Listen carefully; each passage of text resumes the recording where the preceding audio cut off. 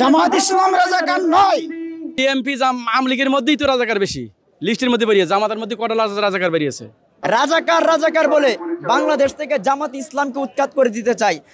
18 সালে শেখ হাসিনা একটা রাজাকারের জরিপ করেছিল সারা বাংলাদেশে। আওয়ামী লীগের ভিতরে 842 জন রাজাকার পাওয়া গেছে, বিএনপির ভিতরে 732 জন রাজাকার পাওয়া গেছে, জামাতের ভিতরে মাত্র 32 জন রাজাকার পাওয়া গেছে। আপনারা জানেন 17 বছর পর্যন্ত এই স্বৈরাচার শেখ হাসিনা রাজাকার বলার চেতনাকে বিক্রি করে বাংলাদেশের দেশপ্রেমিক আপনার জামাত ইসলামী নেতাদেরকে ফাঁসি দিয়েছে, গুম করেছে, হত্যা করেছে, নির্যাতন করেছে, নিপীড়ন করেছে, দেশ ছাড়া করেছে। তবুও বাংলাদেশ জামাত ইসলামকে দমিয়ে রাখতে পারে না। এই পরে এই জিনিসটা শেখ হাসিনার কাছে যখন দিছে তখন এটা সারা বাংলাদেশে বাস্ত করে নাই। তাহলে এখনো আবার যারা বলতে চায় আসলে কতটা আসলে গ্রহণযোগ্য না, সত্য না। একটা অপবিত্র অন্য একটা দলকে হ্যারাসমেন্ট করার জন্য এই কথাটা তারা বলতেছে। জামাত ইসলাম রাজাকার নয়, আর জামাত ইসলাম কোনোদিন বাংলাদেশ ছাড়বো না। তবে যারা রাজাকার বলতেছেন আপনারাও দিল্লি চলে যাওয়ার জন্য প্রস্তুত হয়ে থাকেন। ছাত্র শিবির চরিত্র আর ছাত্র দলের চরিত্র কখনো এক হতে পারে না।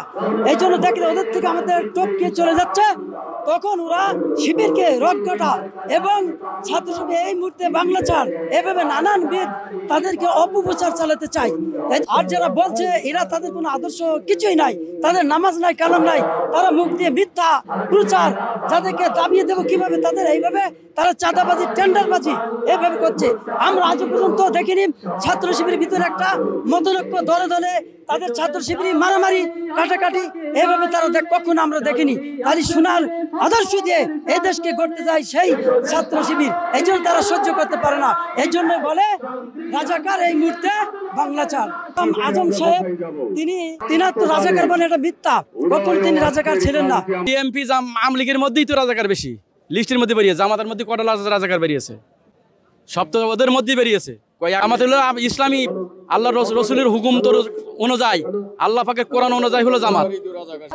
তাদের এই কথাগুলো বলার মূলে কারণ হলো যে তারা জামাতকে সাথে নিয়ে তারা অপকর্ম করার চেষ্টা করতে পারে নাই বিধায় জামাত সরে আসছে।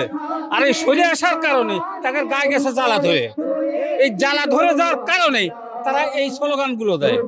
৭১-এর রাজাকার এই মুহূর্তে বাংলা ছাড়। স্বাধীনের পর থেকে প্রমাণ করতে পারে না বাংলাদেশ জামাত ইসলামী রাজাকার, এবং যারা ইসলামের পক্ষে, জাতির পক্ষে, স্বাধীনতার পক্ষে কাজ করেছে তাদেরকে রাজাকার বলা হয়েছে।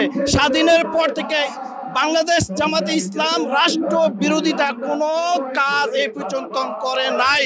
তাহলে তারা কিভাবে জামাত ইসলামকে রাজাকার বলে?